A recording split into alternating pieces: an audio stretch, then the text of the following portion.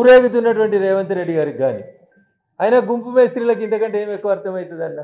grant need అంటే తెలియదు గుంపు మేస్త్రీలకి what is the state share in central taxes తెలియదు గసంటోళ్ళని మాట్లాడమంటే గాడిద గుడ్డుల కంటే ఇంకెక్కువ ఏం మాట్లాడతారన్న గాడిద గుడ్డు పెట్టదనేటువంటి అవగతం లేనటువంటి వాళ్ళు ముఖ్యమంత్రులు కావడం అనేది తెలంగాణ రాష్ట్రానికి దురదృష్టం అనుకోవాలి ఒక ఆయన అమెరికాలో బాత్రూమ్లు కడిగేట ఆయన ఇంకొక ఆయన గుంపు మేస్త్రి గోడలకు పెయింట్ వేస్ట్ ఆయన ఇసొంటోళ్ళు తెలంగాణను పాలిస్తే ఇంతకంటే మంచి మాటలు ఏమొస్తాయన్న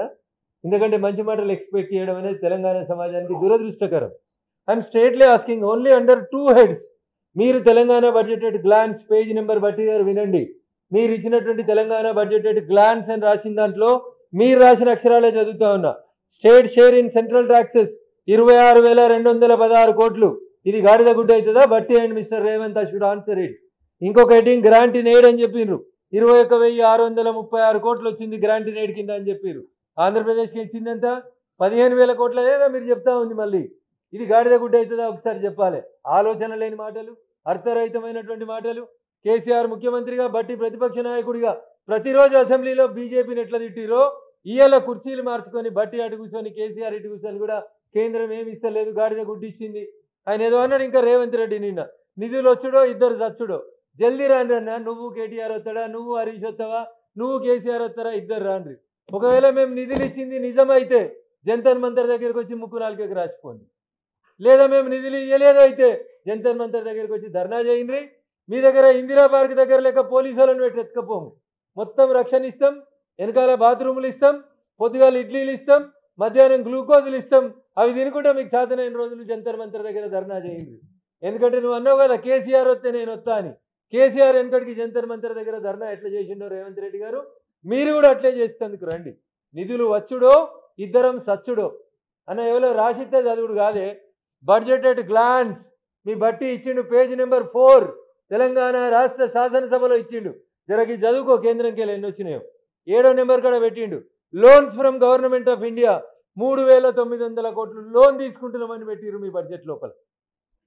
ఇది మీరు రాసినటువంటి బడ్జెట్ అన్న ఇక రానే రాదు యూనియన్ బడ్జెట్ చదువుకునుడే రాదు భారత ప్రభుత్వం యూనియన్ బడ్జెట్ శ్రీమతి నిర్మలా సీతారామన్ ఫైనాన్స్ మినిస్టర్గా యూనియన్ బడ్జెట్కి సంబంధించి కొన్ని గణాంకాలని వెబ్సైట్ లోపల పెట్టింది యూనియన్ బడ్జెట్ 24-25 అనాలిసిస్ అని పెట్టింది దీంట్లో పేజీ నెంబర్ 6 అయ్యా భట్టి గారు ఒకసారి మంచిగా చూడండి union budget 2024-25 analysis page number 6 table number 7 7వ నెంబర్ టేబుల్లో భారత ప్రభుత్వం ఒక్కొక్క పద్దు కింద ఎన్ని పైసలు ఇచ్చింది అని ఇందులో రాసిరు కేటగారికల్గా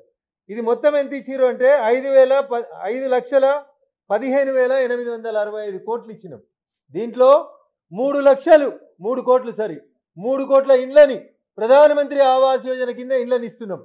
మీరు ప్రధానమంత్రి ఆవాస్ యోజన కింద ఇచ్చిన ఇండ్లని తీసుకుపోయి ఇందిరమ్మ ఇండ్లని పేరు మార్చి కడుతుండ్రా కడతలేరా మేము ఇస్తున్నటువంటి పైసల్ని ఇందిరమ్మ ఇళ్లకు యాడ్ చేస్తున్నారా లేదా Revanth Reddy should answer it ప్రధానమంత్రి సడక్ యోజన కింద భారతదేశం మొత్తం 25,000 గ్రామ పంచాయతీలకి కొత్తగా ప్రధానమంత్రి సడక్ యోజన కింద మేము లోన్లు ఇస్తా ప్రభుత్వం రోడ్లు వేయబోతా ఉంది దాంట్లో తెలంగాణ వాటా ఉందా లేదా రేవంత్ రెడ్డి గారు చెప్పాలి అదే రకంగా ఇంకా చెప్పుకుంటూ పోవాలనుకుంటే వారు చెప్తున్నటువంటి ఏదో బీమా చేస్తాం ఆరోగ్యశ్రీని 10 లక్షలు పెంచుతామని చెప్పారు ఏడికేళ్ళు పెంచుతారు the central government it self made Ayushman Bharat and increased it to 10 lakhs మేము ఇచ్చినటువంటి ఆయుష్మాన్ భారత్ 10 లక్షలనే తీసుకుపోయి మళ్ళీ మీరు అక్కడ ఆరోగ్యశ్రీ కింద పేరు మార్చి చెప్పుకునే ప్రయత్నం తప్ప you have not allocated a single paisa ఇంకా దరిద్రం ఏంటంటే బడ్జెట్లో